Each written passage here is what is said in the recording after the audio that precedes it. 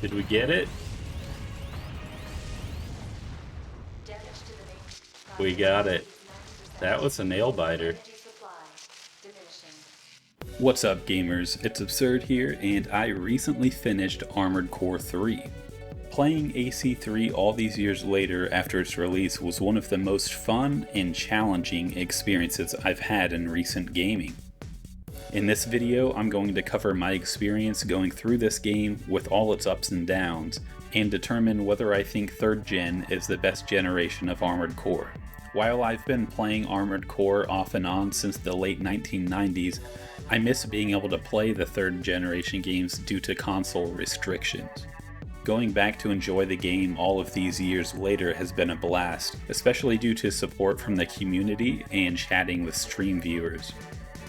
I realize that streaming has a big effect on gameplay experience and will influence this review, so I'll be sure to mention places where it affected my playthrough. I'll also mention that I did not use save states and only used the wiki once I'd beaten the game to help me unlock some hidden items and OP Intensify functionality to carry into Silent Line. Unlike other Armored Core games I've played, the tutorial in AC3 is your first mission. You get thrown into a mission, which is a tryout with another prospective Raven, where you have to figure out the controls and eliminate the enemies without any assistance from the UI, and ultimately prove yourself worthy of the title Raven. The mission itself is easy once you figure out the controls, which is not easy. Yes, I'm going to gripe about the old gen AC control scheme. I'm sure you've heard this 100 times if you're an Armored Core fan, but this game, like those before it, does not have full dual analog support. R3 is mapped in the default controls, but the right stick itself has no functionality. Up and down on the left analog move you forward and back, while left and right turn your AC. Strafing left and right are on the L1 and R1 buttons rather than the analog stick, and L2 and R2 are used to move your camera up and down. This leaves boosting and all of your weapon functionality on the face buttons, which for me made it very difficult to spam my weapon attack simultaneously while boost hopping. Boost hopping or bunny hopping is the most efficient way to move your AC in the game, as it conserves your energy while you are in the falling part of the hop, and also makes you more mobile and difficult for enemies to hit. Holding down square and circle to spam rounds down range while tapping cross to the bunny hop cadence requires 3 simultaneous and well-timed inputs from your right thumb.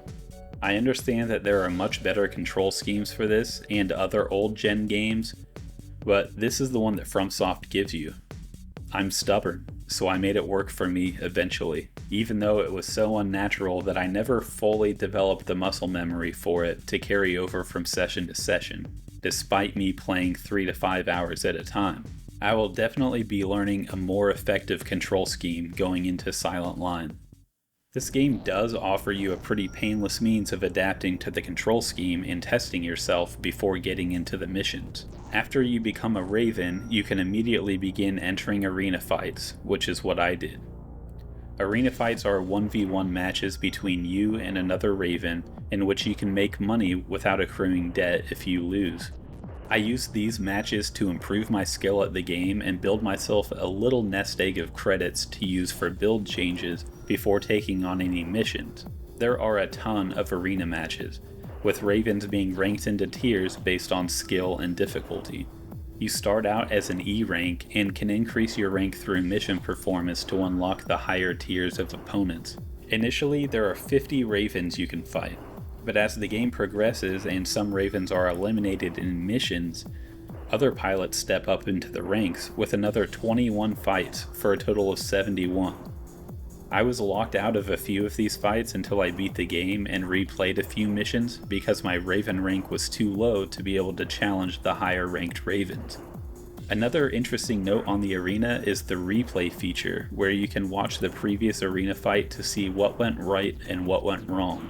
The coolest thing about the feature is that you can swap to your enemy's point of view, complete with their heads-up display, to see what weapons they're using, how much health they have left, and how easily they are able to keep a lock on you. I ended up using this feature to develop a better strategy for beating one of the arena fights. The last thing I have to mention is that you can choose the arena map. I preferred to fight on the actual arena map called Arena, but you have several maps you can choose from. I did take a couple of opponents to the parking garage map because of its low ceiling and pillars that made dealing with flying missile boats much easier than being on a wide open map. The other painless means of improving your skill before taking on missions is the AC test. There are two AC tests, the shooting gallery and the combat test. The shooting gallery puts you in a circular chamber with targets that pop up on the walls at various heights.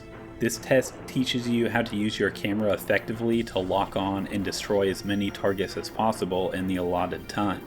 The combat test is a fight between you and two MTs that is trivially easy but still a good way to test out new parts and get a grip on your control scheme without risking debt and missions. The game rates your performance on each of these tests, which is valuable feedback for gauging how ready you and your build are for taking on the first missions in the game.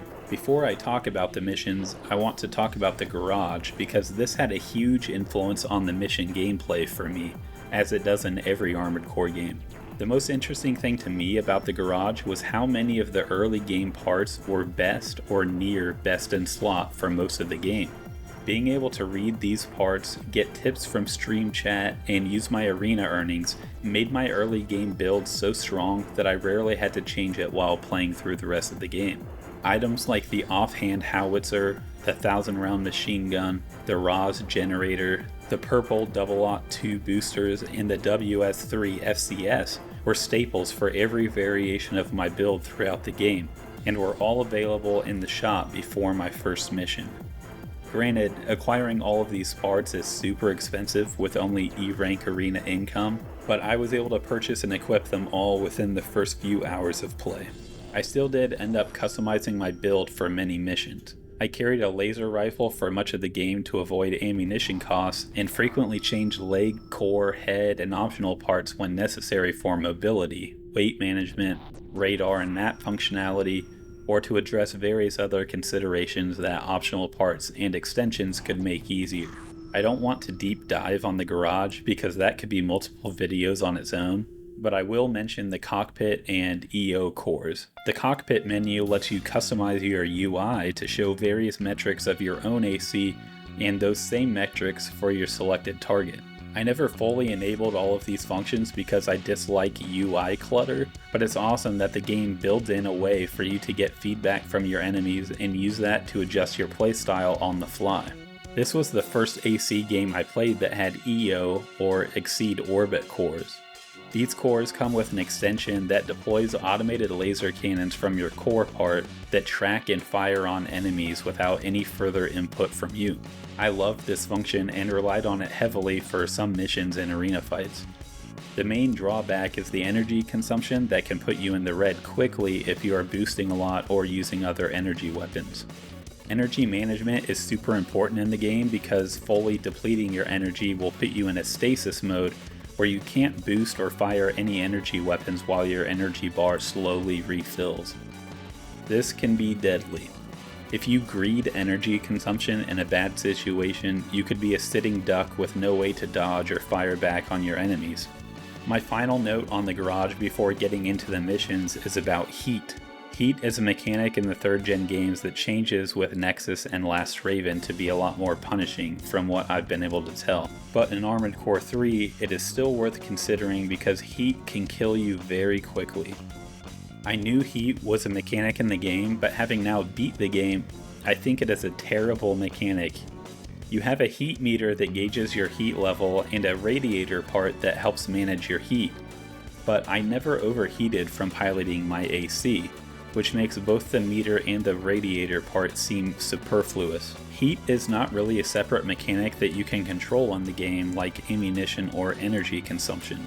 The only way I ever accumulated dangerous levels of heat was by taking damage. Each weapon has a rating that measures how much heat it applies to enemies that are struck by the weapon, so some attacks will apply more heat than others. When your heat gets too high, you begin to take damage over time, and if you continue to accumulate heat in this period, the duration of that taking damage lasts longer. At least that's how I think it works based on my experience. Heat is never explained to you. It's a terrible mechanic because the only way I was able to mitigate heat was by simply not letting enemies hit me, which is something I was already trying to do. Heat just adds insult to injury when you're taking damage from enemies and offers you no alternative gameplay mechanic to avoid the extra damage. Just don't get hit is the simple solution, but you're already trying to avoid damage, so it's extra punishing and frustrating in an already bad situation that can turn exponentially worse in a heartbeat. I've never seen a positive comment regarding heat in the 3rd gen games, so let me know what you think about heat and if I've misrepresented it here. With all that out of the way, let's get into the missions and the story. In Armored Core 3, humanity lives underground in a community called Layered that has various layers with different functions, all governed by an AI named the Controller. Like all other AC games, there are multiple corporations and factions with different interests playing for power in this underground society. You accept missions for different factions that can build your reputation with them and potentially unlock new parts from corporations that look on you favorably. I never paid much attention to this mechanic other than noting its existence. I just took missions that looked fun and let the corporations think what they thought about me. The mission choices are pretty typical for Armored Core games. Crack down on insubordinate civilians or resistance groups, subvert the plans of a rival corporation to keep them in check, escort this, defend that, destroy these other things. Ultimately, you're trying to liberate humanity from the Controller and return to the surface of the planet. Not much of this would feel new to fans of the franchise, but there are a few elements and specific missions worth going over in detail based on my experience. If you want a deep dive on the story of Armored Core 3, check out Armored Core Lore on YouTube. I'll put a link to the AC3 video in the description. One of the big factors with missions in the early gen games has always been debt. While I don't recall ever going into debt in Armored Core 3 until I had beaten the game and was replaying some missions for a better Raven rank, debt doesn't seem to be much of a problem in this game. As far as I can tell, you don't get a game over from going into debt, and unlike Armored Core 1 where accumulating vast debt would unlock Human Plus, Armored Core 3's version of Human Plus, OP Intensify, is only unlocked once you've beaten the game. Between constantly grinding the arena and utilizing energy weapons as much as possible in missions, debt was never an issue and I found myself swimming in credits by the mid-game, which seems a lot more forgivable than I remember from the earlier games. I learned the hard way that there are several game over missions, that if you fail, cause you to reload your last save or restart the game. Unfortunately, I had not saved the game at all before getting to my first game over mission, and lost a few hours of progress when this caught me off guard. Save often is always good advice in any game that I wish I had taken sooner. Nah man, I didn't save this at all. Most missions in Armored Core allow you to fail and keep going, though the mission will drop off the board eventually after repeated failures. Game over missions require you to pass them before you can progress in the game. I found it really funny that the game offers you an estimated chance of success and a suggested Raven rank to temper your expectations for each mission. The suggested Raven rank is particularly funny because there's nothing you can really do to influence your Raven rank. When you pass a mission, you get a score, and you can't change that score until you beat the game and can replay the missions. I ended up near the end of the game as a B rank Raven, taking on missions suggested for an S rank Raven. The game was telling me I'm not good enough, but also wasn't offering me a chance to improve myself to S rank and meet the standard. Like, what am I supposed to do, stop playing? I'm a B Raven. Sucks you couldn't afford an S Raven. I did not play through every mission because many of them dropped off the job board before I could try them. You can attempt these missions once you've beaten the game, but in the interest of time, I only re-attempted missions necessary for specific parts and OPI functions that I wanted for going into Silent Line. Let me know in the comments what your favorite AC3 mission is so I can go back and try some of those that I missed. The first missions I want to talk about are the water missions in the game because of how annoying they were. I don't like water missions in any game. My hate for them began with Super Mario Bros. And Sonic the Hedgehog back before I'd played my first Armored Core game. In Armored Core 3, you die if you touch the water. So basically these missions are, the floor is lava, but stuff is shooting at you.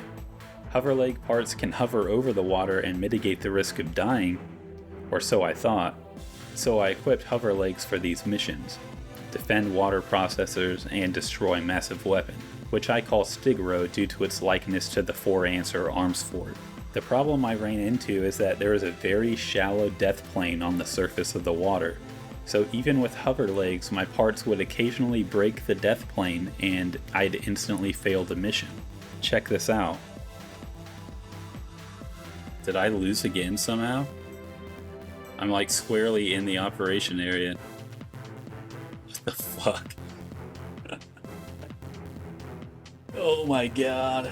This was incredibly frustrating, but I got through it by avoiding contact with the water as much as possible, like I would with any other leg parts.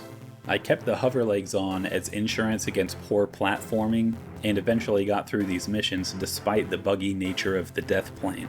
Viewers in my stream chat had never experienced the death plane with hover legs before, so it may have been an issue with my ISO file or something like that. Another notable mission for me was recover ship cargo. This one was a nail biter, as it's a timed mission and I was totally clueless. Thankfully, chat told me about the map function in the game and I was fortunate to have a map head part equipped, so I one-shot this mission, but it was a very close thing. People were dooming hard as I slowly and methodically navigated through this hulking battleship in search of my objective, and found my way out with only 37 seconds left on the clock. This one was really fun without having previous knowledge of the map layout, but I like time trials, so your mileage may vary. One thing that caught me completely off guard in this game were the stealth MTs. That's right, this Armored Core has stealth. The first mission I experienced them was on Destroy Gun Emplacements. I had to fight 5 cannons spaced around this jungle map, which was a cool map. Not only is it one of the very few outdoor maps in the game, it also has a fog of war element which combined with the MT's stealth feature made it pretty difficult to find and distinguish targets. I failed this mission 3 times as I struggled to find the cannons, but we'll come back to talk about this one later. The other mission that had these stealth MTs was Investigate Magna Ruins. This one surprised me in 2 ways. I hadn't expected the stealth MTs to come back, but there they were. They were much easier this time without the fog of war from the jungle map, but the whole mission was a setup, with my AC consort betraying me and setting a trap to 2v1 me with another Raven. I'd been expecting betrayal in this game on a few missions, but when it hadn't happened for a while I let my guard down and was super surprised by it. This was a game over mission, so I got infinite attempts and ended up just barely winning, which was incredibly satisfying, although ACL's victory here was even narrower than mine. The writing was on the wall here, as the Mirage Corporation who offers the job sounds uncharacteristically kind and benevolent toward the people of Laird in the brief. They are hiring us to investigate a path directly to the controller who they believe is malfunctioning. It is implied that we are finding a path to remove the controller and the Ravens are here to stop us. Yeah, we get it, you're a simp for the controller. However, after the mission, Mirage states that they never intended to destroy the controller, but wish to play a role in administering its power. They label us a threat to humanity if we continue on this path. Well, the game gives us no other option, and from here on out the corporations are hostile towards us as the rebellion group Union hires us to help them find and destroy the controller. The next mission has the most evil design in the game. Infiltrate Regito Lab has Union sending us into one of Mirage's laboratories to steal intel on the controller's location that is safeguarded on a mainframe. That's right, we're hacking the mainframe. Relax, Luther. It's much worse than you think. We have to navigate to various locations in the lab to recover keycards that will grant us access to the mainframe so we can obtain the intel. This whole map is set up to tax your armor points. There are forking intersections that put us in a flanked position to get shot in the back regardless of which path we take. Enemy MTs camp closed doorways to blade attack as soon as the door is open, and there is a laser trap that seems impossible to navigate without taking damage. My first attempt on the mission didn't seem too bad. Despite all the AP taxes, I was still at over 50% when I obtained the controller's location. I thought I was doing well, but this is where it got evil. There is a cutscene as you navigate to the escape point and an enemy AC shows up to fight you in a small room. With my AP so low, I was quickly destroyed. By the way, this Raven is a badass. With better knowledge of the mission, I went through it again more cautiously to avoid more of the AP taxes and have more health for the Nocturne duel. A couple more attempts grinding through the mission to get back to Nocturne and I was ecstatic to win the duel with only 19 armor points left. I finally beat him. Got him. Got him. Holy shit. Holy shit. 19 AP. Of course, my ecstasy was shattered when I realized FromSoft had spawned more enemies between me and the escape point. I was instantly destroyed at the next intersection by flanking MTs, so it was back to ground zero with a few more attempts grinding through the death trap, preserving as much AP as possible, and I finally beat Nocturne again with the 2k AP buffer to blast through the final MTs and escape. Reflecting on the mission, I'm reminded of this clip from 30 Rock. And behind this trapdoor, more orcs. That'll really piss off Samir. This level designer was evil, pulling no punches and whittling you down to make escape impossible. Despite how frustrating the experience was, this is one of my favorite missions. It felt like a classic dungeon crawl, but in the Armored Core universe. Next is the infamous Big One. I'd heard of this mission by osmosis through the Armored Core community, but never understood why it came up so often. I'm speaking, of course, about Destroy Massive MT. Oh boy. So the controller sends out this giant MT with lasers and missiles. When you do enough damage to phase it, a flying craft dismounts from it to hover over the battlefield and pelt you with cannon fire. Beating the mission wasn't that bad initially. It took 3 attempts and about 30 minutes in the garage settling on a build, but with Royal Mist as my AC consort, dual grenade cannons finished the massive MT first try. But I think this mission is infamous for the quote-unquote challenge mode versions of the mission. I'll get to this later too. The final mission is to infiltrate the layered hub and destroy the controller now that we know its location. I rolled straight into it with my tank grenade cannon build, which was a mistake, but it is what it is. FromSoft went back to their roots with this one by starting the mission with a lengthy platforming section, though compared to Destroy Floating Mines from Armored Core 1, this was a cakewalk. The platforms don't move, and the stagger damage you take while climbing isn't enough to displace you from your platform and fall back to the beginning, like the final mission in Armored Core 1. However, like that mission, this is a 2-part mission that resets your AP and ammo as the second part begins. We enter a room with 2 ACs protecting access to the controller, and I realized my tank build was not suited at all for outnumbered AC combat. I went back to my arena build in the garage and narrowly won the fight on my first attempt, though at a lowly 870 AP, and no idea what was coming next. I had a flashback to beating Nocturne with only 19 AP remaining and getting immediately smoked by an MT. There is a cutscene as we enter the controller's sanctum, and I immediately recognize that there will be more platforming. Little flying drones tax us for AP during our climb up to the target on the map, the controller's core. Thankfully, chat was there to tell me I have to blast through the armored plating covering the core, because I was down to 400 AP with no clue how to destroy the controller. But a few shots from the howitzer later, and we get this. What was that? Something about the surface?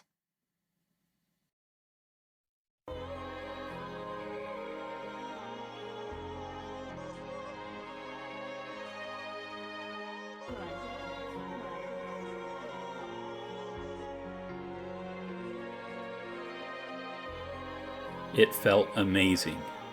The stress of being so low on health combined with the confusion of whether it was all over put me in the perfect place emotionally for the ensuing music and cutscene to hit like a brick, but a brick of relief and accomplishment. Whether or not this is the best AC game I've played, I think this is the best ending. Pure chef's kiss. But while this was the end of the story in Armored Core 3, it was not the end of my journey by a long shot. I still had to reach Raven Rank A, an arena ladder to climb, hidden parts to unlock, and OP Intensify to max out. Reaching rank A was easier than I expected. I simply S-ranked a few of the easier missions, and I was there. I moved on to the arena, and with the exception of Royal Mist, the rest of the arena was a piece of cake, although my multi-bout struggle with Royal Mist made up for how easy the final 2 fights were, with our last bout coming down to a 4-frame photo finish. And in finishing the arena, I had begun my journey of unlocking the power of OP Intensify. If you don't know, when you unlock OPI as an optional part, you need to have it equipped and complete specific challenges to unlock its functions. Some cores in the game let you equip up to 20 optional parts that grant passive buffs to your AC performance. Going from all of these buffs down to 0 by equipping a brand new OPI is a huge self-nerf that follows you as you go into each OPI challenge. When I say challenge, I mean that you have to replay previous missions with additional objectives that increase the difficulty. So I replayed missions like Destroy the Stigro MT, Defend Water Processors, the 2 water missions I hated, and yes, Destroy Massive MT. There are multiple challenges on this one. If you complete the mission without a consort, you unlock the Moonlight Blade. The consort is a big help because having another body to draw some of the missile aggro makes the mission way easier. There is also another hidden part on that map, the Fleet Booster, which is easy to get as it's found on the ground. But the real challenge is to destroy both parts of the MT. You see, destroying the main part that fires missiles is all you need to do to pass the mission. However, chasing the flying part around the map while the main part is relentlessly pelting you with missiles, and then needing to go back to finish off the main part as well, well, let's just say it took me over 4 hours to defeat all of the massive MT challenges. One final note on OPI is that while Human Plus in the older games is essentially a difficulty setting where you can fail upward to unlock power, every bit of OP Intensify feels earned. You nerf yourself and take on insane challenges to unlock it. I disagree with anyone who calls it cheating. It's a reward earned with sweat and tears, not a cheat code. But I still had one challenge left, unlocking the famous Kurosawa laser rifle. Like Moonlight, Kurosawa is a staple in Armored Core games. Obtaining it in this game meant revisiting another mission that I'd repeatedly failed, destroy gun emplacements. You know, the one with the Fog of War and the stealth MTs. Only the catch here is that you have to destroy all the cannons within a very short time limit, and the game doesn't tell you what the time limit is. I estimate it at about 60 seconds. Accomplishing this unlocks a follow-on mission where you can earn the Kurosawa as a reward. It took me a handful of attempts to memorize the rough location of the cannons and develop a decent pathing that triggered the follow-on mission in time. This mission has an explicit time limit of 5 minutes where your only job is to survive. I failed this mission, and rather than being able to attempt it again, I had to re-complete the time trial on the gun emplacements to unlock the survival mission again. That was frustrating as hell. My chat recommended using a save state so I didn't have to continually repeat both missions, but I'm a stubborn bastard. So, after several failed attempts at the gun emplacement, I got back into the survival mission and survived for the whole 5 minutes, only to be destroyed by missiles while trying to get to the escape point. The save state idea was starting to sound really good. But I ran it back and survived again, this time using my overboost for one of the only times ever, and reached the escape point before succumbing to missile destruction. It felt good. I had unlocked all of OP Intensify and the 3 main parts I'll need for Silent Line, the Fleet Booster, the Moonlight Blade, and the Kurosawa. My run of Armored Core 3 was finally at an end. I had way more fun with this game than I was expecting, even as an Armored Core fan. I'd grown up with the PS1 games, but after playing Armored Core 4 and 4 Answer, going back to those dated controls and graphics was always frustrating to an extent, and just paled in comparison to how much fun and how seamless the gameplay of the 4th gen games felt. The feeling of piloting a huge clunky AC in a dystopian underground society landed perfectly for me. The game is brutally challenging and uniquely rewarding compared to other AC titles. While I'm not sure it's the hardest AC game, it definitely ranks among the best. I'm so glad that I played it and that you all came along with me for the journey. I can't wait to continue this journey on the Silent Line.